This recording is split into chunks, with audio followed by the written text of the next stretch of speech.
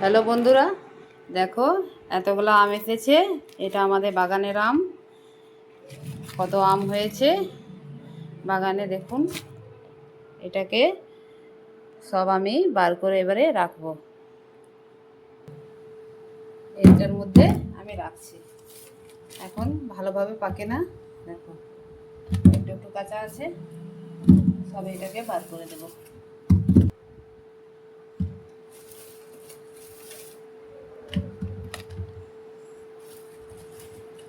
দেখছো এক একটা কত বড় হয়েছে। খুব মিষ্টি আমটা খেতে, দারুণ টেস্ট।